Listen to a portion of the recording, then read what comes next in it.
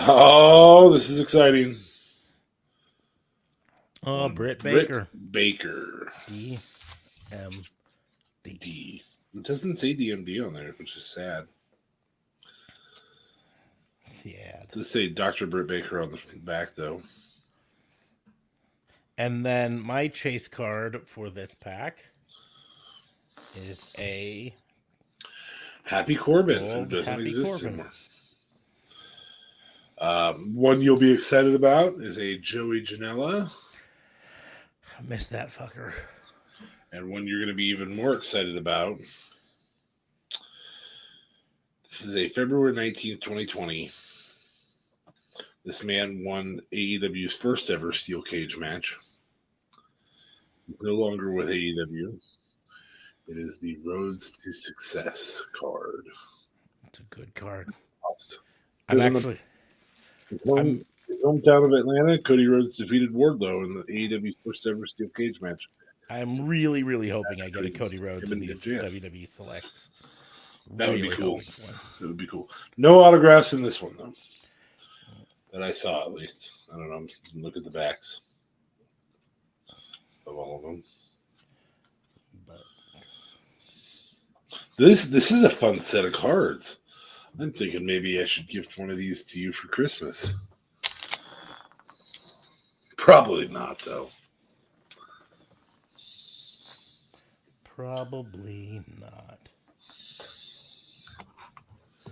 So, anyways, so yeah, we're gonna talk the news of professional wrestling this week. Still got 5 packs to go.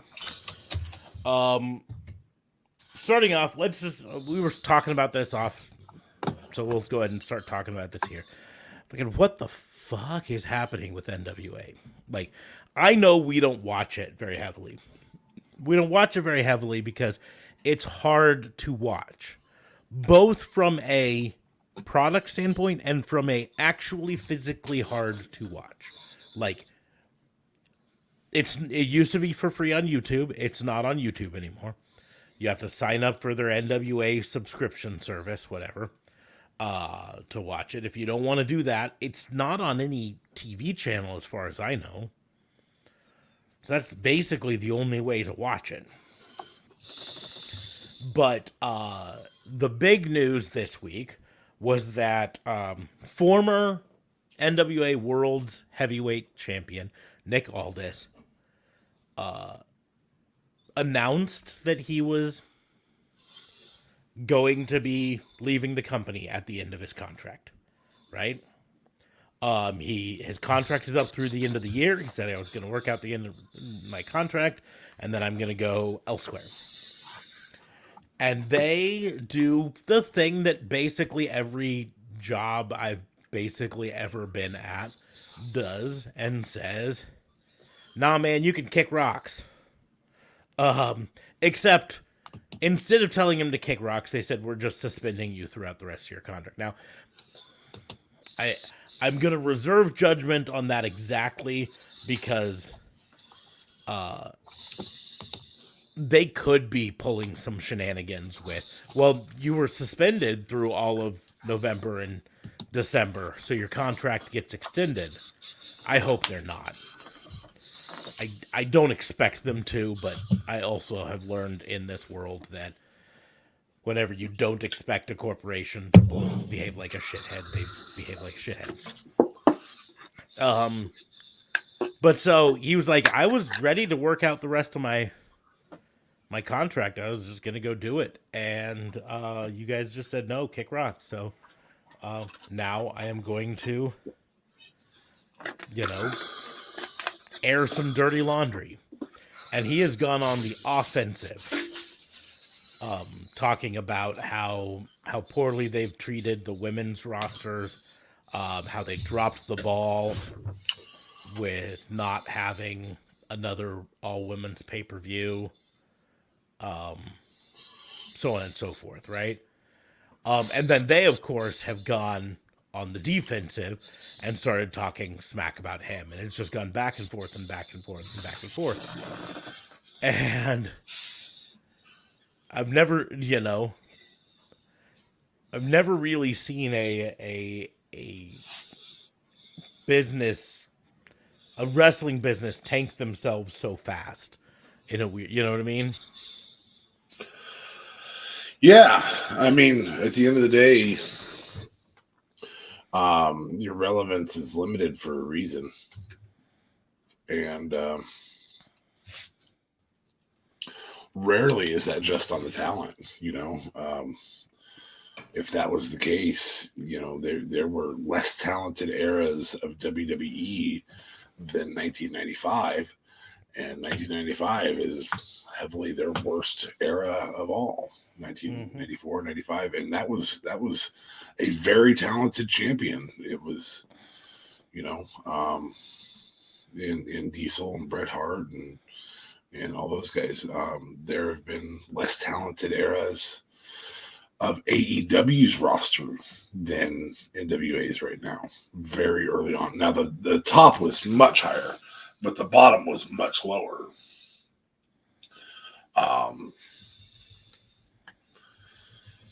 AAA continues to exist. Yeah. Major League Wrestling continues to exist and be relevant.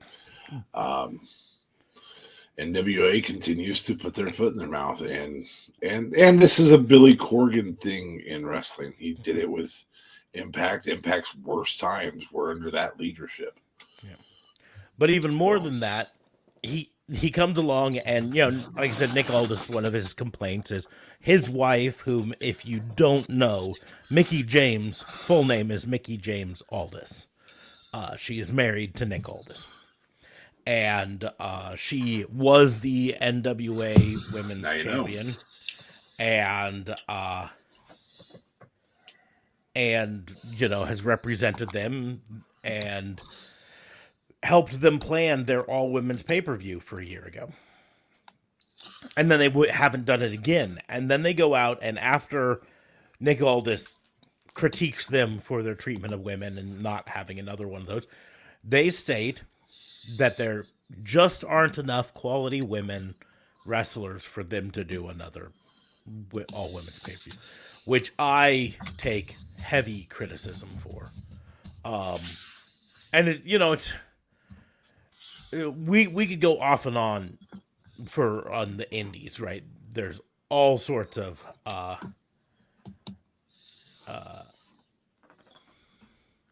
well, hey, congratulations. Big JC is now here for 3 months in a row. Have we even been doing this on Twitch for 3 months? Must be the start of 3 months. We have been. Twitch exclusive. Mm-hmm. Just seems like forever. But let's just look, because AEW allows their women's wrestlers to wrestle elsewhere. Now I know they're probably not going to send their top tier, their women's champion, whatever, to wrestle there. But here's the deal: like, they could easily have sent Penelope Ford, sure, who's a perfectly capable women's wrestler, Yuka Sakazaki. I don't think that. I don't think Impact would be opposed to getting the exposure. I was gonna get to Impact here, but like Tay Mello, Sky Blue could easily go. Ruby Soho, it's not really doing anything. Red Velvet, yeah. And of course you do have to book them to win some. If you wanted a Jade Cargill, you can do a Jade Cargill.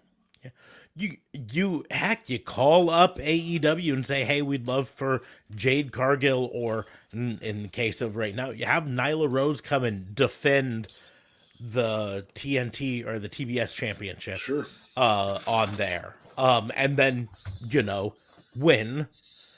Doesn't have to be against someone super big, but win, But they just didn't. But yeah, no, you mentioned Impact. No.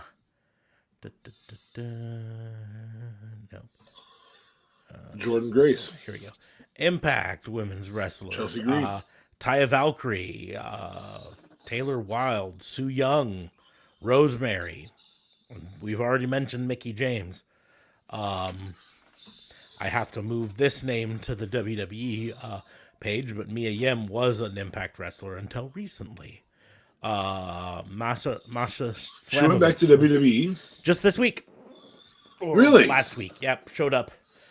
She sided, I think it was on Raw. She sided with AJ Styles and the OC against. Oh, I did see that. I don't know why my brain didn't compute that.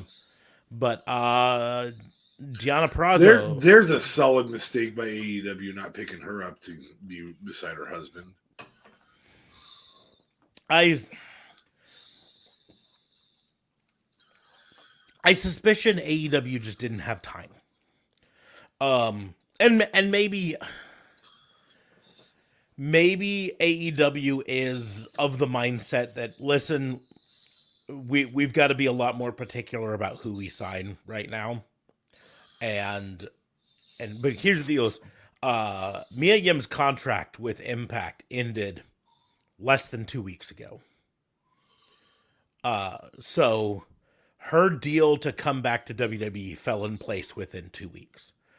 It could be that AEW just didn't have enough time to really put a competitive offer on the table. Who knows? I mean, she'd be a great baddie. She'd be, in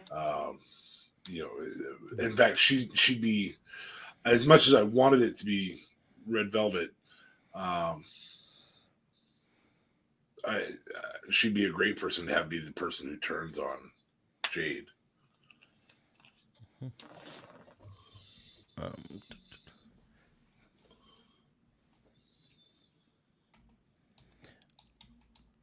I wanted to bring up this. Here we go. But yes, NWA needs to work on that. Just a few weeks ago, PWI's women's 150. Right? Now, yes, the top is heavily Stardom based. And WWE and AEW, right? So you got Sayuri from Stardom, Bianca Belair, Thunder Rosa, Becky Lynch, Jade Cargill, Jordan Grace, Saya Kamitani, Charlotte Flair, Starlight Kid. But let's go down a bit here, and I guarantee you we get down a bit, and we're gonna see a whole bunch of names that easily could show up on an NWO pay-per-view. The Forbidden Door is working so well. Why wouldn't NWA at least reach out to Stardom and be like, "Hey"? Yeah. But here's I'm trying to find a good place to start on this. We'll start at number 80. Kylan King, who has wrestled at this Hard Times pay-per-view today, or this weekend. Kylan King is a perfect example. Venny, Allison Kay is out there. Miranda Alizé is out there.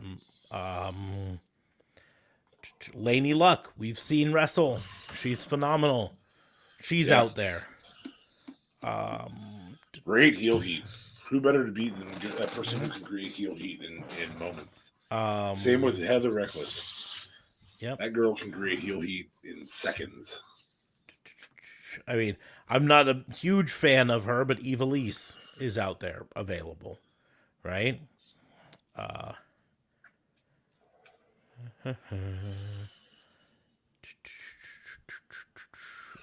Max the Impaler, who did wrestle on Hard Times, so obviously you know that she exists.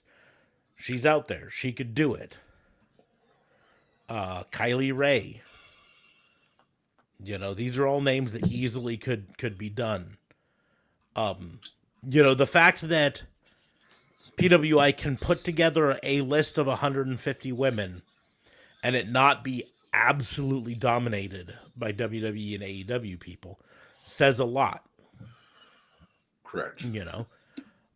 There's a lot of people they could have used in this, and instead they were like, meh, we don't have enough women that can do this. We just don't. And so, for spite, I really want AEW to just literally next week announce, we're going to do a women's pay-per-view.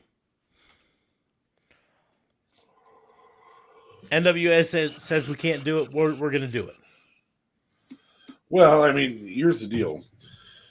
In 2019, the very best pay-per-view of the year, barring WrestleMania or Double or Nothing, was that no, not Double or Nothing. All In that was their first All In, is that right? 2019. 19, yeah. So All In, and that was the only pay-per-view AEW had that year, barring WrestleMania or All In. The very best pay-per-view of the year was an all-women's pay-per-view at WWE. They also had a Full Gear. Did they have a Full Gear that year? Mm-hmm. Okay. So barring maybe 3, maybe 4, there might be another WWE one that was up there. But Evolution was close to one of the best pay-per-views of the year. For we've WWE. said repeatedly over the last 3 years, why haven't they done it again? Especially WWE. WWE doesn't even have the excuse, we can't find enough women's wrestlers to do it, because they not only have enough, they have enough quality women's wrestlers. I mean, still to this day, yes, AEW's pushing up on their coattails. WWE still has a significant margin of better women's talent than anybody else in the game, except for Stardom. Mm-hmm. But anyways, then on top of all of that, NWA decides to be like, oh, you already think we're shitty? Oh, you already don't like some of the stuff we're doing? We're going to put the World's Championship on Tyrus. And the one excuse I gave you is he does have exposure elsewhere. And you said you watched some of the match. I watched some of the match. It was bad. But here's the deal. I'll even give you. He looks like a pear with eggs. Yeah. Legs. Sorry, pear with legs. Yeah. But here's the deal. Even if you take into consideration, he brings a lot of exposure from elsewhere. How the fuck are they going to watch this? Yeah. You think some finance bro is just going to be all like, oh, I saw Tyrus on Fox News, and now I'm going to drop $19.95 a month for NWA. That's legit. No, right? If you don't have a TV deal, doesn't matter what sort of exposure you're getting, nobody can watch your shit. There's a reason we don't talk about NWA most of the time on this, because we can't watch it. Like, I had to search to find clips of this, because I'm like, well, if they gave it to Tyrus, maybe he was really good. And I saw him do a what was the scene? He tried to do a second rope double axe handle on someone and missed and just kind of stumbled around. It's the dumbest thing I've ever seen. Anyways, so yeah, Tyrus is your new world's champion. So you went from Matt Cardona, you went from Nick Aldis to Trevor Murdoch to Matt Cardona, back to Trevor Murdoch, and now to Tyrus, right? Two great names involved in that. And I don't know how you don't put it back on Matt Cardona. Yeah, I don't understand that at all. Talk about bringing eyes to your product. The type of people you want to watch your product are on the socials, and man, the guy was a home run at Zack Ryder on the socials. Mm-hmm. Speaking of him, this week he said he'd love to do a cinematic match of him versus Zack Ryder. Yes. Which I think would be gold if he could pull it off. Yeah. He also said I'd shave my beard to do it. The only way he will come back to WWE is if they allow him to come back as Matt Cardona, not as Zack Ryder. He said, I would do Zack Ryder for a cinematic match, but I want to wrestle as Matt Cardona. And, you know, they might someday take him up on that, but I don't see them. Now, I'll also point out... I don't know that Tripp says that. I mean, the guy is not a PG character. No. And I don't know that they're going to go that far into the PG-13 rated R areas. Agreed. Now, also, NWA, I do want to point out, if you've ever given WWE or specifically AEW crap about length of their pay-per-views, right? NWA had 4 pre-show matches, right? And then 12 matches on the main card. 12.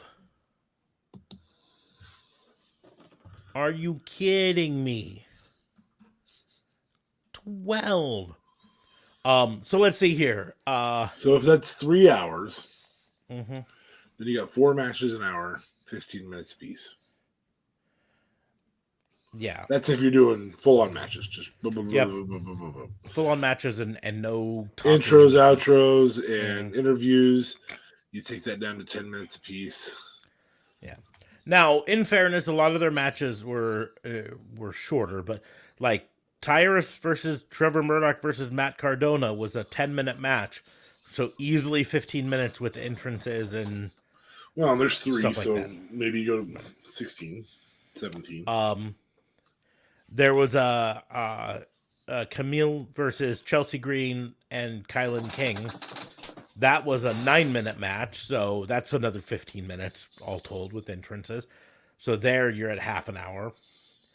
Before that, there was a tag team match. So wait, your feature matches We're both triple threats. and 10 minutes. 10 minutes, yep. You had a tag team match, third from last, that went almost 11 minutes. So that's another 15 minutes there. You had EC3 versus Tom Latimer. Another huge name. And he won by disqualification because he reminded people that Tom Latimer is legitimately a bad person. Like, not a good guy. Allegations of spousal abuse and substance abuse problems and all of this stuff. And that's how he got on the mic and cut a promo and controlled the narrative, showing how shitty Tom Latimer is. Ooh. And then Tom Latimer attacked him and got disqualified. But that one might have been a little bit less than 10 minutes because it was only 8 minutes and 30 seconds total. Okay. So maybe a little bit less than 15 minutes there. So how long are the backstage promos are cut? I don't know. But so here's the shortest match was 4 minutes and 43 seconds. The longest was 11. The longest was almost 11. They had That's gobs of filler. Just tons of. I mean, you like, had 2 hours. That's you had 2 hours of wrestling on a I would assume a 3-hour pay-per-view. Yeah, I don't know the exact time of it, but I can imagine I would have been fucking exhausted. That's an hour worth of filler, man. Ah. And on top of it, you had a Voodoo Queen casket match, a mask versus mask match, 2 different 3-ways. What else did we have? And a bunch of and a hardcore tag team war. That was on the pre-show, but still. There's a lot of weird gimmicks in this and no real cohesion. But they did have, Max the Impaler was on there with Father James Mitchell. Davey Richards was on there. I'm trying to look here, see if I recognize some of these other names. Aaron Stevens, who used to be Damian Sandow, was there. Ricky Morton and his son Kerry Morton were there. Jesus. Homicide was there. How old's Ricky Morton now? 87, 88? Up there somewhere. Can't call him a new rocker anymore. Nope, he's just a rocker. Robert Anthony was there. The Sit in My Rocker and Whittle. EC3, as I mentioned. Tyrus, Matt Cardona, Chelsea Green. They literally had some good names. Elijah Burke was there. Da Pope. So, anyways, and I can't imagine anyone coming away from this going, you know what I want to see now? More NWA. I'm kind of... No,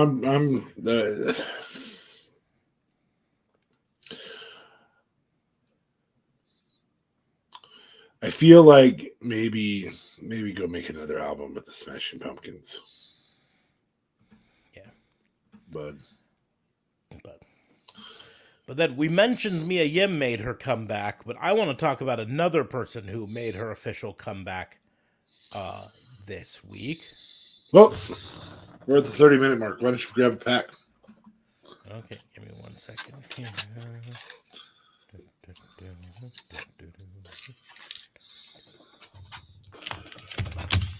Time out. Take this back. Number 2. You like X-Pac? I like X-Pac. No, Tupac.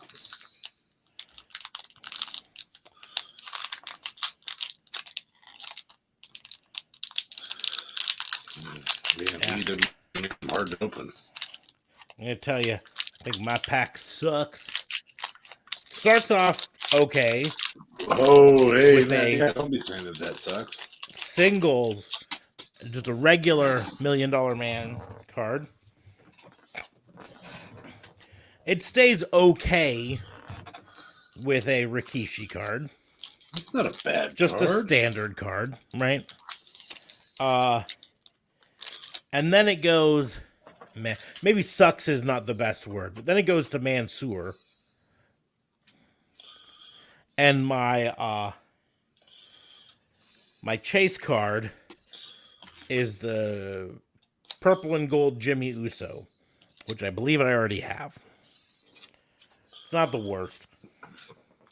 It's just a little disappointing. All right. Well, I start off with a Sammy Guevara, the Inner Circle's best kept secret card. Not a bad one. A tribute card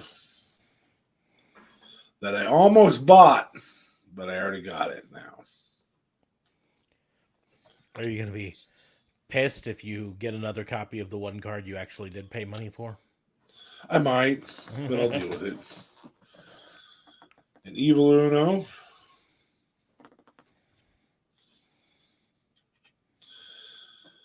Ooh, I have 3 chase cards, it looks like, in here. A QT Marshall. Another QT Marshall. Yes. Yeah, I can give you one of those, bud. You can go ahead and light it on fire for Oh me. my goodness. This is exciting. Pit, right? I have a gold and a blue in the same deck. Dr. Britt Baker, first edition magazine cover card. Very cool. That's pretty cool. AEW Wrestling Magazine. These are the actual chase cards. One is it's not a great chase card, but it is a foil. Butcher.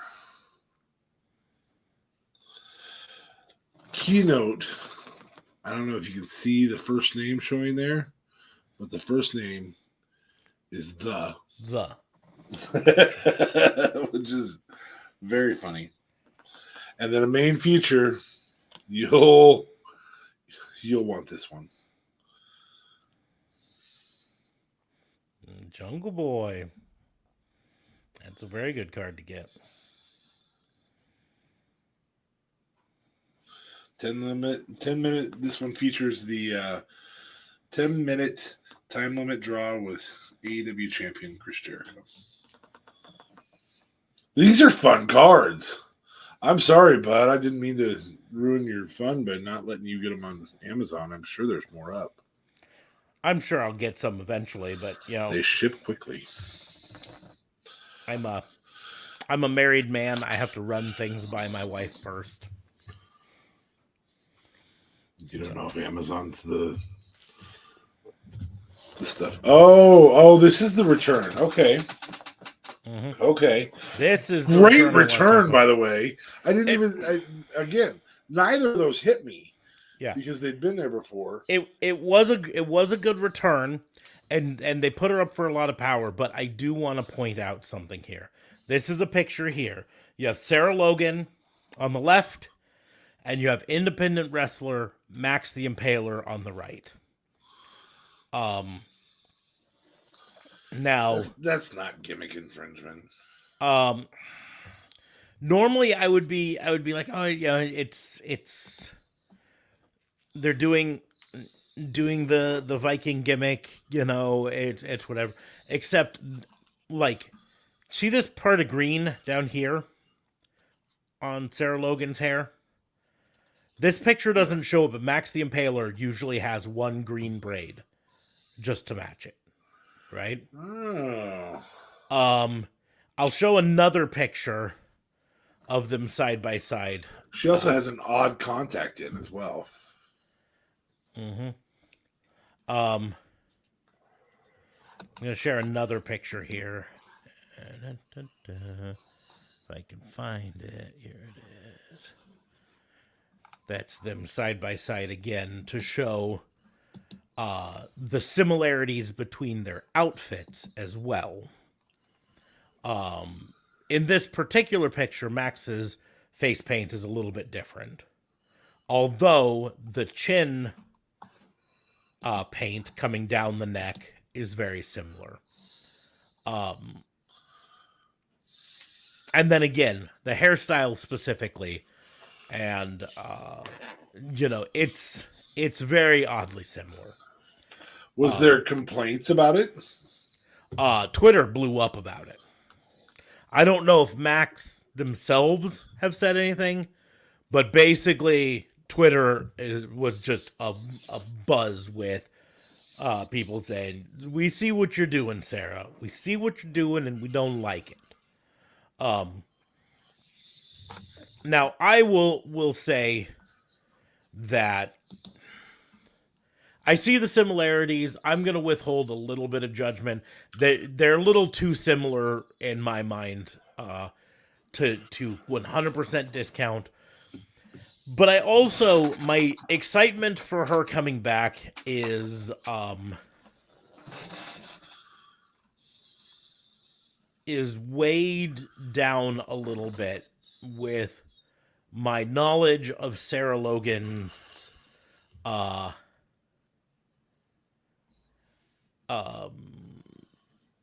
what's the word I'm looking for? Her off-duty. That's not even the best way to describe it.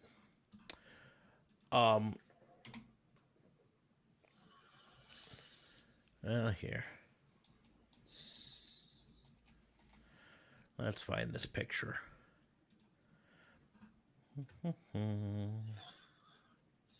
This is from her Twitter feed. Someone has put up here. And I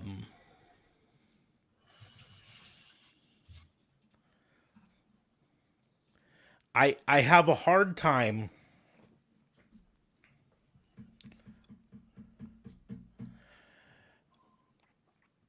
the word boogaloo is it's a dog whistle. It has been used by extremist groups and See, I don't know what boogaloo means. Boogaloo? Boogaloo. It's used by the Proud Boys. There's another group called the Boogaloo Boys that they call themselves that. The far right extra military white supremacist groups. And I have a hard time supporting and putting a lot of faith that someone's going into something in good faith when they even make a joke about going to a boogaloo.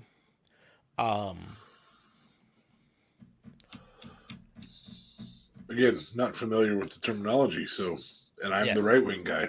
Yes. That's why I say it's ultra right wing, but the Anti-Defamation League, ADL, has a vast resource on dog whistles. I have family members who are Jewish. I have family members who've actively been targeted by threats. I've had family members who've had to evacuate synagogues because the FBI has told them that groups like the Proud Boys have credible threats towards synagogues that they know. Really? It's not something I take lightly. No, I don't blame you. And I don't either, and I'm not familiar with the terminology. Which is why it's dog whistle. Yes, that's exactly the point there. There. Dog whistles are meant to fly under the radar. Well, let's not give that any more credit than it's due.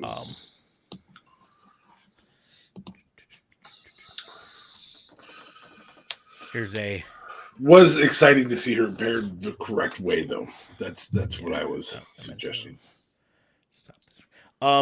It's the problem comes, and this is something. The more I have learned about it over the years, the more it's tough here. I'm just sharing this for the sake of sharing this. This is the ADL page on the Boogaloo movement. Anti-government extremist movement started in 2019. It's a slang reference to a future civil war, a concept Boogalooers anticipate and even embrace. Primarily anti-government, anti-authority, and anti-police in nature. They are not directly white supremacists, although you can find white supremacists within their movement. Oh, I would assume so, yeah. They've been arrested for crimes up to and including murder and terrorist plots.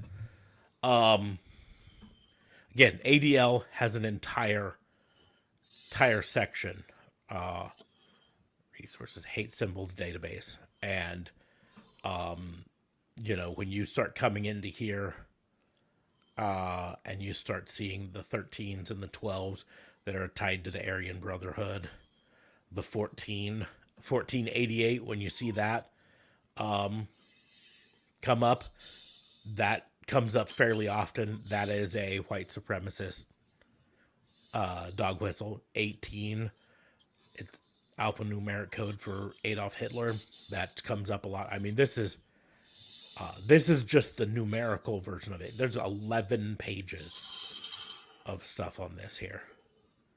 And so it's one of those things. Now, context is always key, because, like, Bound for Glory is a white power music band. It's also the name of an Impact Wrestling pay-per-view that has nothing to do with it. Context is key. The problem is Viking imagery has infiltrated the white supremacist movement very heavily. Like here, the Tyr rune. The Nazis heavily researched a lot of Viking imagery and went heavily into it. So the fact that she was paired with her husband in the Viking Raiders, and she makes jokes about boogaloos, and she, all of these things tear down my ability to give her the benefit of the doubt. Fair enough. Also tears down my ability to root for her in any way, shape, or form. So, I get a little defensive about it because I have family members involved, sort of a thing. I understand. But yes, I also would like to say, yes, Max the Impaler. Also, I want to point out Max the Impaler's gimmick is not Viking related. It's actually Mad Max Beyond Thunderdome related. So the fact that a Viking character looks so similar to Max the Impaler is a little suspect. But there have been a lot of jokes, along the lines of, I want Max the Impaler, we have Max the Impaler at home. Max the Impaler at home. But anyways. But yes, so she came back, paired with her husband and his buddy. Mia Yim came back. They're obviously fortifying up their women's division We also have reason to believe that Charlotte will be back soon. Perhaps really soon. I think we both mentioned that we kind of were surprised that she didn't show up at either Crown Jewel or this last week right after Crown Jewel. Yeah, I'm just in general surprised she's not back already. So, I have to make a confession about AEW Rampage this week. I was so tired, I fell asleep. Not a commentary on AEW Rampage, a commentary on I was it almost sounds like out. it's a pretty good show. I also had things going on. I didn't fall asleep, but Yeah. I was up, I was getting ready to watch it, and I was just like,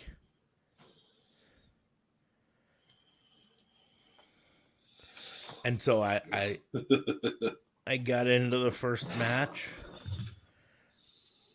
and then it was the second match, and I don't remember how the first match ended because I watched it through my eyelids.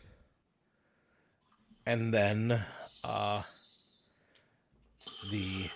mean, was it at least good through your eyelids? I mean it sounded good.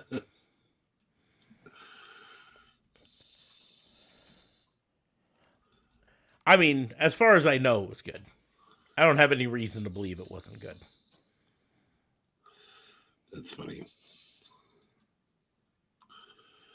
That's funny. So then you also didn't do any SmackDown. I did not, but SmackDown is tough for me still because I still go through Sling, and Sling still doesn't, do Doesn't sling. Fox. The big thing on Raw this week we need to talk about. Super big important thing. Austin Theory finally cashed in. And failed. And cashed it Miserably. in on the U.S. Championship. Good to see them do that. I'd like to see it be a success if you're going to cash in on a mid-card title. Yeah, I think if you cash it on anything other than the world title, it needs to be basically a cakewalk.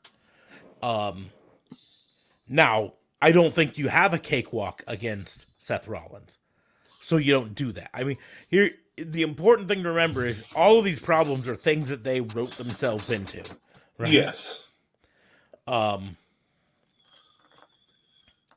And so because of that, they could write themselves out of it by just not doing it.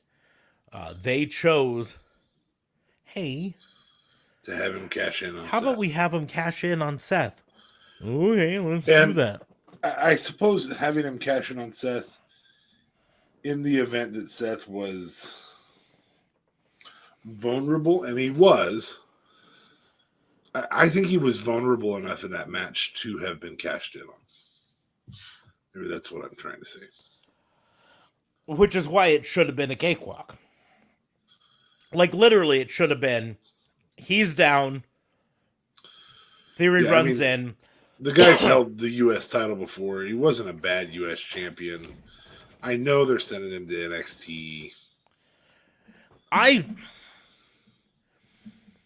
still think that there's an outside chance that they're doing something with Kevin Owens still with it.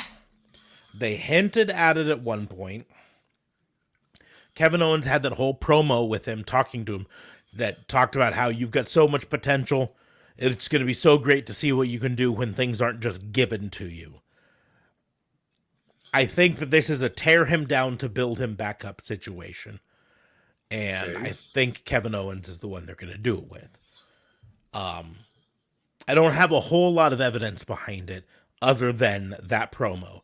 And that promo might have just been a throwaway. I don't know. But to me, that sounded like, here's where we start the breaking you down so we can build you back up story.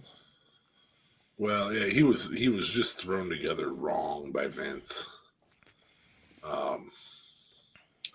Chosen ones don't tend to work too well for Vince, and that's nothing against Drew, but Drew as a chosen one didn't work.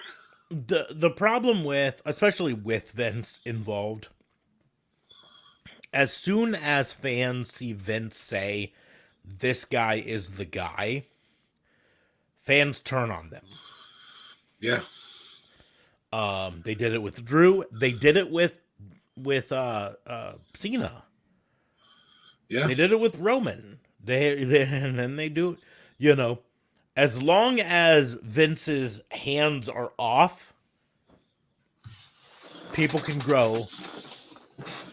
But as soon as the fans saw the talons of Vince in on these guys, whether it was overtly stated in the case of Austin Theory and Drew, or more implied in the case of Roman and Roman Seth, and or Roman and John.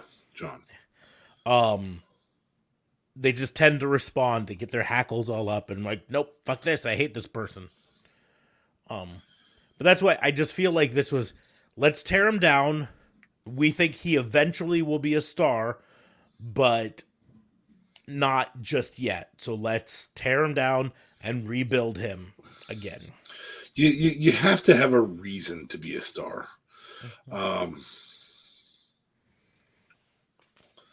I don't know how else to say that other than you have to have a reason to be a star. Yeah. Well, and I agree. He's got everything it's going to take to be a top player in the sport, right? He's got the skills, he's got the look, he's got the charisma. He just has to get everything put together in the right way.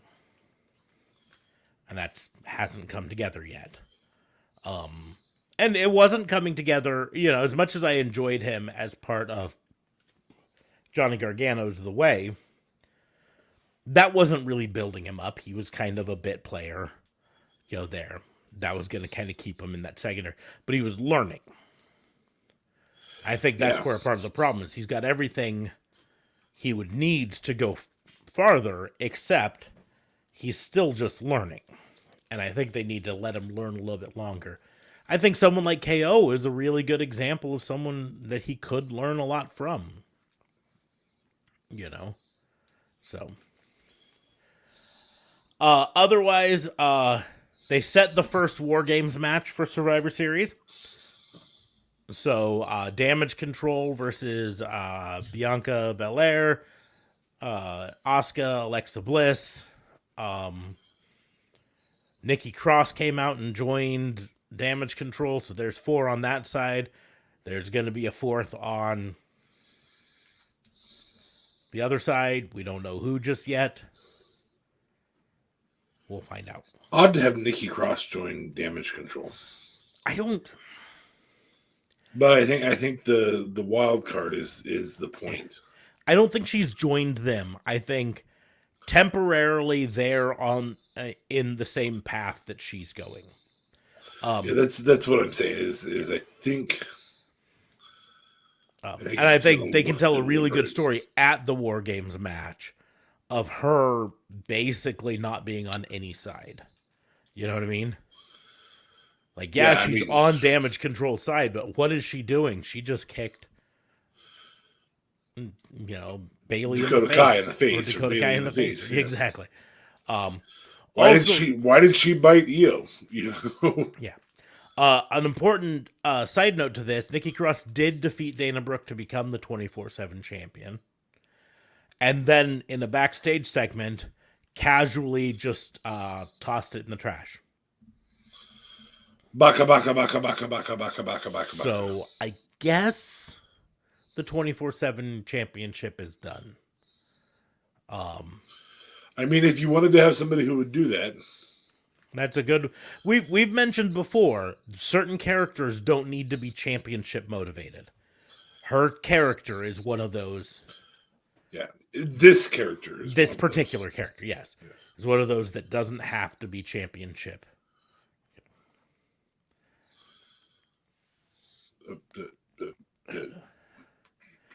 This is a He's bold wrong. take, Like Dustin. he's wrong.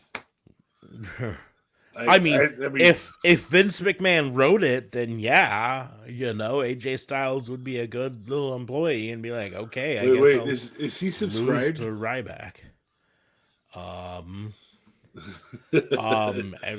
Shelton Benjamin would easily just say, okay, if you want me to lose to Ryback, I will. Now, if it were a legit shoot, Shelton Benjamin would wipe the floor with 90% of the roster. Yes, his grappling abilities are including AJ Styles, probably. Like, AJ Styles is a hell of a performer, but in a shoot fight, I'd put my money on Shelton Benjamin every day. Yeah. Not Brock. I don't think Brock, Bobby Lashley, Chad Gable would be maybe a toss-up. If there's striking involved, probably Shelton in that one. Yeah. If Kurt Angle was still around, Kurt Angle, definitely. Matt Riddle probably get a win over Shelton. But I don't know. History there. Yeah. I don't know if there's many others that I would choose over Shelton. Let's see.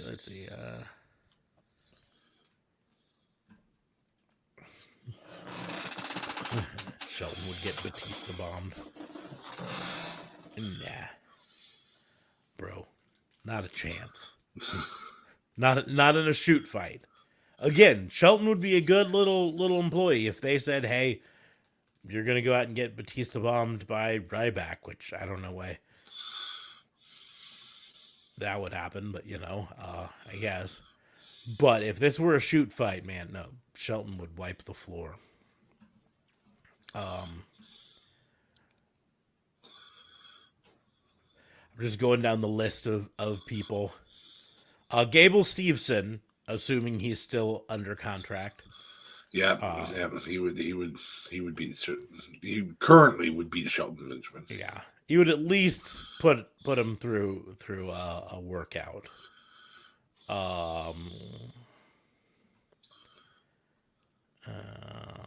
Scrolling.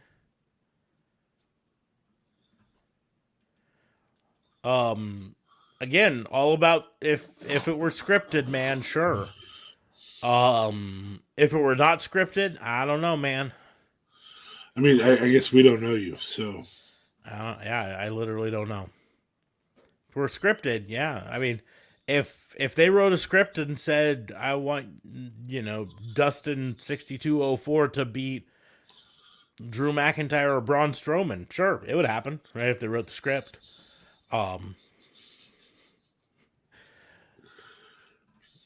Scripting is wonderful stuff. Just scrolling down to see if there's another person that I'm like, I do not think in a shoot fight. Yeah, I'm pretty much.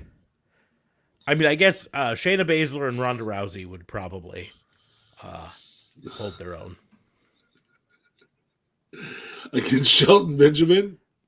Yeah, I'm not saying they'd win definitively. But I think they'd be able to hold their own okay. But yeah, no, I'm even on the NXT roster and I don't see anyone there that I would.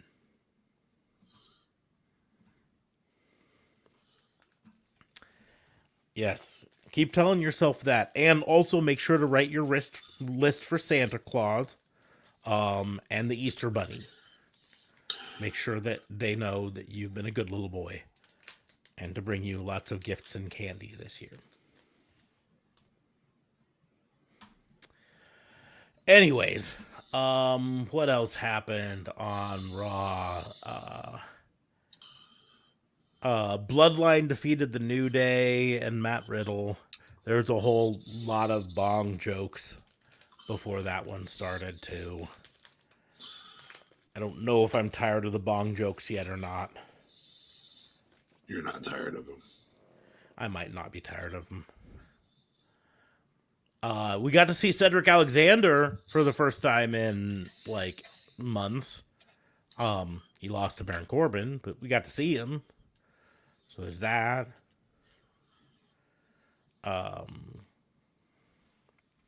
Otis defeated Elias. Miz defeated Johnny Gargano. After Johnny Gargano exposed more hidden footage of Miz admitting he paid off Dexter Lumis.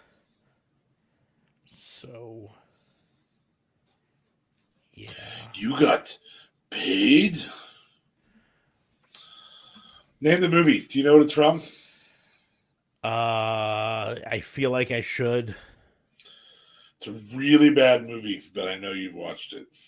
Yeah, it makes a whole lot of sense, but I can't place it right now. Zangief, Street Fighter. That's right. Yep. Here's a fun little side note. My wife unironically loves that movie. She thinks it's a great movie. The bad one? The bad one, yes. I don't know if you can even say that. Have you seen the Chun-Li movie they came out with? It's also quite bad. I don't know if we can even say there's a good Street Fighter movie. SmackDown. What else? Usos beat the New Day. They started the SmackDown World Cup, which means we got to see Braun Strowman beat Jinder Mahal. Poor Ginger. Santos Escobar defeated Shinsuke. Shotzi did a 6-pack challenge versus Lacey Evans, Liv Morgan, Sonya Deville, Raquel Rodriguez, and Xia Li, and won to be the number one contender for the SmackDown Women's title. And then backstage got choked out by Shayna Baszler. So they have, as we were predicting, teamed up Shayna Baszler and Ronda Rousey, made them the vicious Mean Girls backstage. Fantastic. If JLB was here, I would rub his face in it. You thought they were building up to a feud between the two. They might still eventually do. I mean, anytime you team two people up, right? They eventually turn on each other. So, That's a. We already talked about Sarah Logan showing up and attacking Legado del Fantasma. I'm excited for where that group goes. I don't think they'll be given as much credit as they deserve, regardless. But and then the weird turn. Here's the one I want to talk about a bit. Okay. Who had Bray Wyatt versus LA Knight on there? Who had him inviting LA Knight to be for this fucking? Yeah, was he wasn't on my bingo card. It was not on my bingo card. I'm not complaining about it. Just didn't see it coming. Like, if you were to say, hey, who do you think Bray Wyatt's first feud coming back is going to be? I'm like, I don't know, Gunther. Maybe he'll go after Roman. I don't know. I mean, you really want to show off what LA Knight can do with a mic, I suppose. Fun piece of trivia I learned. Do you know LA Knight did all the mocap for the video games? Yeah, I saw him talking about that. 619 and everything. Yeah, so if you see, the ring entrances, if you see the Batista ring entrance on WWE 2K22, done by LA Knight. That's LA Knight. You see the Rey Mysterio, done by LA Knight. Does them all. Mind-boggling, isn't it? So, moving over to AEW. Started off with an 8-man tag match. The Acclaimed and Dax Harwood and Cash Wheeler FTR versus Swerve in Our Glory and Austin and Colton Gunn. They're really coming on thick with the can Swerve and Keith Lee work together because Swerve committed assault on um, Billy Gunn and broke his fingers. And Keith Lee's not really about that life. Yeah. See Billy Gunn come just flying out there though. Yeah, he was not waiting around. I was thoroughly expecting a Titus O'Neil moment there. He's fast. Yep.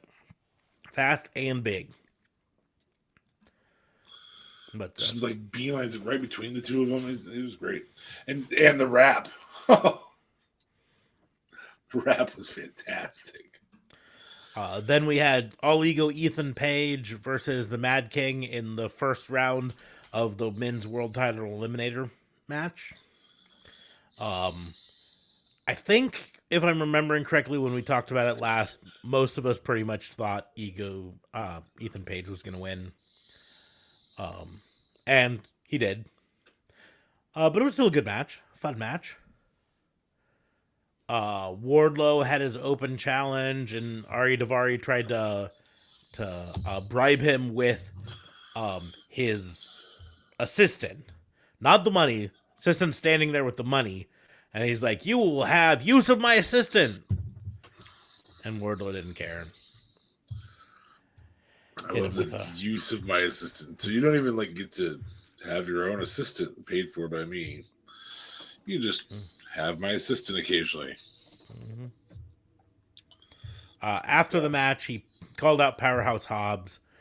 Hobbs came out onto the ramp to kind of talk to him for a bit, and then Samoa Joe turned on Wardlow and choked him out. But it wasn't like he was on the side of Hobbs. No, he just was against Wardlow. He's just anti. Well, I think people. I think there's something that Wardlow said. I don't have the transcript in front of me, but he said something about the TNT title being the premier title, better than the Ring of Honor TV title or whatever. And I think Samoa Joe took offense to that. Yeah. They had a face-off between Britt and Saraya, where Saraya officially announced she's cleared to she fight. is cleared to fight, and that her first match back will be against Britt Baker at Full Gear. That's exciting. So, I don't care who you are. That's fun stuff right there. Yeah. I saw someone writing, and their whole thing was, when people say that they're not excited about Saraya coming back, but they were excited about Bryan Danielson coming back and Sting coming back, and all these, and they're like, why aren't you excited about her coming back? And his whole argument was just that Saraya just doesn't impress me. There are a lot of women wrestlers that are better than her. And I don't necessarily disagree with it, but it's not just about how good she is in the ring. It's how good she is on the mic, but also what she brings to the table as a whole, right? She brings a lot of experience, a lot of knowledge to the table. I will also say that and we give her credit for the mic, it's not like she's had all good promos. There are better women in AEW to cut promos. Yeah. She's very good at bouncing. I think she could elevate, say, a Ruby Soho in a huge feud. That's what she does. Yeah, I don't know that she's. We've seen what happened when she was the spokesperson for the Kabuki Warriors. Those promos were bad. Mm-hmm. But she didn't have anybody to bounce it off of. Well, they also were scripted promos. There's something to be said there too, yeah. Whereas like this one was a really good promo, and it was an unscripted promo. Correct. Like it was bullet pointed, obviously. I'm just giving people their defenses. But my point is, it's not just about one thing; it's about the total package. Oh, it's about Lex Luger. Total package, right back there. Total package. And she brings so much more than just performance to it. But the performance is another thing. It's the same thing I said about Madison Rayne. Right? Madison Rayne was never the best women's wrestler. She wasn't the best women's wrestler in TNA. You know? No, she wasn't the best women's wrestler in her group in Beautiful People. Yeah. But she brings experience and knowledge to the locker room to help all of these younger people. And the importance of experience and knowledge cannot be understated. Go back and watch early Dynamites, right? And watch Britt Baker come out and kind of stumble around, right? And try to deliver promos and not know where the hard cam really is, and Correct. And kind of not have a sense of her character yet, and all of this stuff. And then eventually, a little training goes a long way there. Yeah, there was a moment, if you watch it, again, you can almost spot the moment where things clicked all of a sudden with Britt Baker. And she knew what she was doing now. And she became a lot more well-rounded. Now, WWE, as part of their performance center, is promo class, where they take people aside and they teach them about promos, and they teach them about how to find the hard cam and how to develop your character and all this stuff. AEW doesn't really have that. What they have are people like Madison Rayne and now Saraya backstage in the locker room, able to help them out, able to go out into the ring with them and help them through a promo like this and help them out.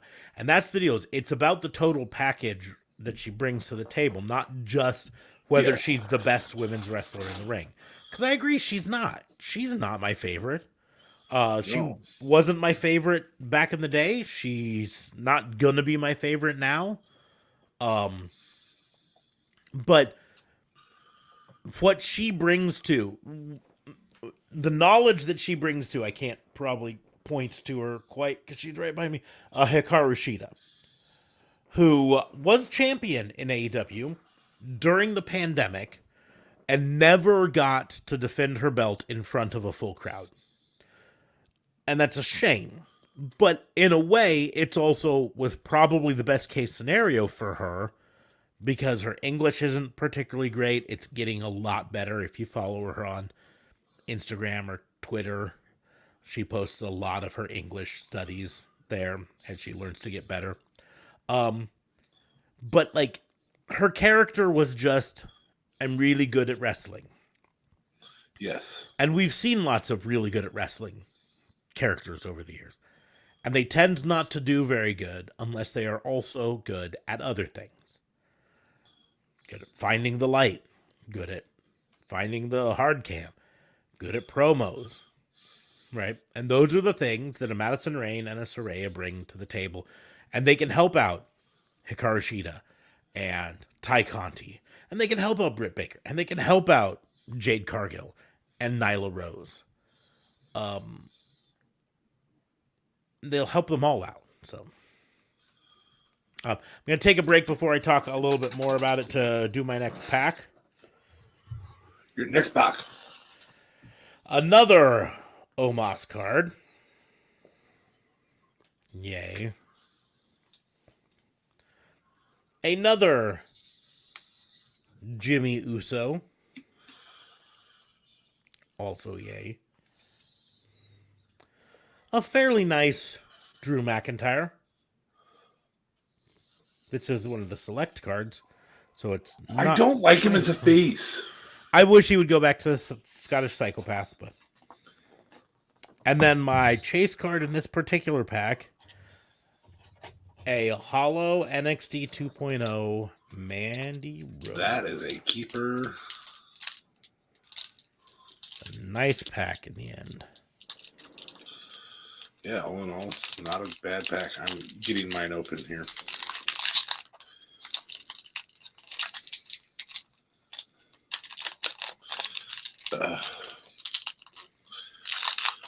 Upper Deck, man, they're solid on these cards.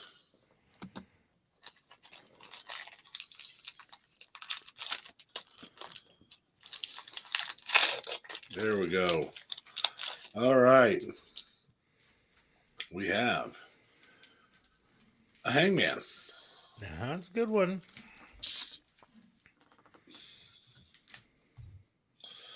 We have.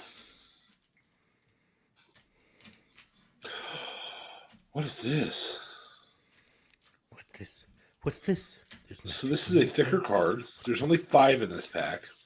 Oh, so that's going to be probably one of the cards that includes It's a high gloss Penelope Ford.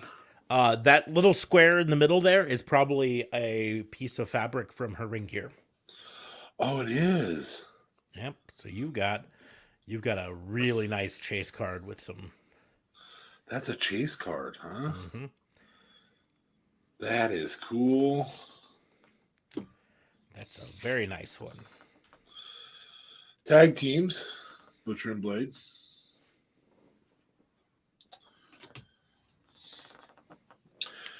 A Ray Phoenix AEW magazine card. And a main features Ortiz. That's a cool card, though, right there. Yeah, Actual pieces of ring gear. That's a... It's a very nice get there. I do not think... Folks, that might actually smell like Penelope Ford. I mean, I don't know. I'm not going to sniff it. I cannot confirm that in any way, shape, or form. So, back to the AEW Trent Beretta versus Jay Lethal. There was a really great moment backstage that I loved. And I wish I could find the transcript of it. But they showed a backstage segment where Jay Lethal, Satnam Singh, and Sanjay Dutt were standing backstage, and they were paying off the guy who attacked the best friends last week, and I can't remember, Cole Carter. Okay. Anyways, and the best friends walked in, and Orange Cassidy up at the front. And he says a little bit of something. And then Sanjay Dutt starts going off on, oh, you think you're so tough?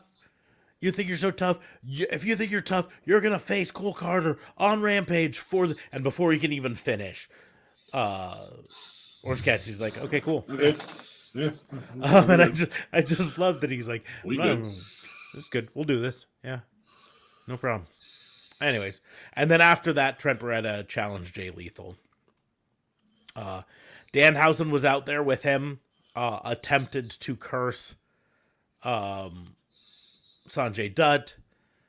Satnam Singh came up behind him, but first, if I'm correct, he hit Sanjay Dutt in the nuts first. And then Satnam Singh headbutted Danhausen, and Trent lost to the lethal injection.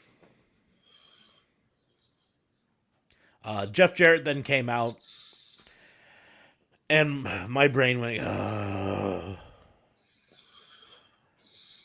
Were you disappointed after the fact?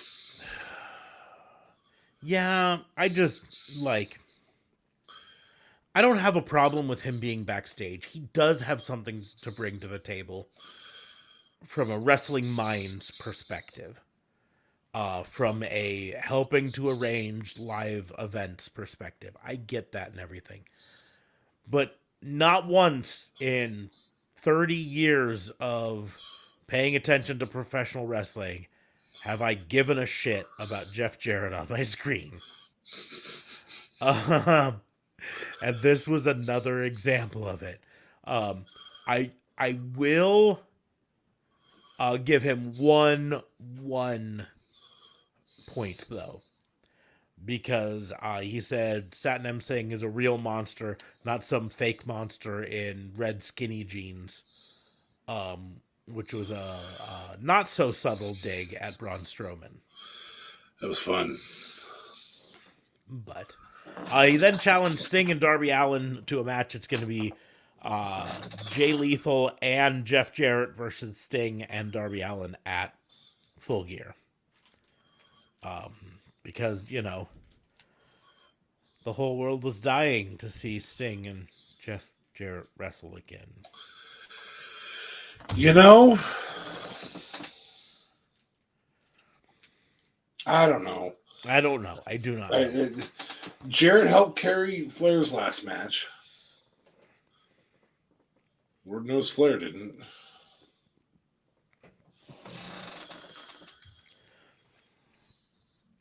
Jungle Boy challenged Cajun Luchasaurus, specifically Luchasaurus, to Rampage. John Moxley came out and delivered a speech about MJF. It was good. Jamie Hayter versus Sky Blue. I am trying to figure out the MJF swerve. There is no fucking way he's being this tweener face. No. There is no fucking way. I think the swerve, to me, if I'm writing it, the swerve is simple. Come the match, it's going to turn out that the firm was on his side the whole time. It's basically the Eric Bischoff swerve.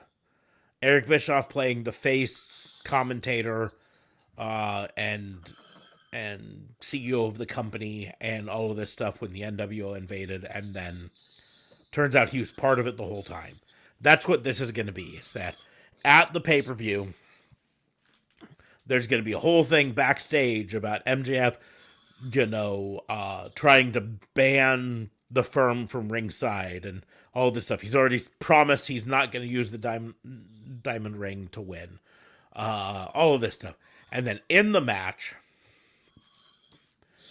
there's going to... Excuse me. There's going to be a passing the ring. Yeah, there's going to be a ref distraction. The firm's going to come in and attack Moxley. Hand him the ring. He's going to hit Moxley with the ring. Jeez, I got the hiccups all of a sudden. And cement himself as the heel who beat the main guy by cheating. That's the way I look at it. I mean, that's the way that makes sense. I don't know how you could do anything but that. You then had Alex Marvez trying to interview Absolute Ricky Starks before Lance Archer just beats the tar out of him. And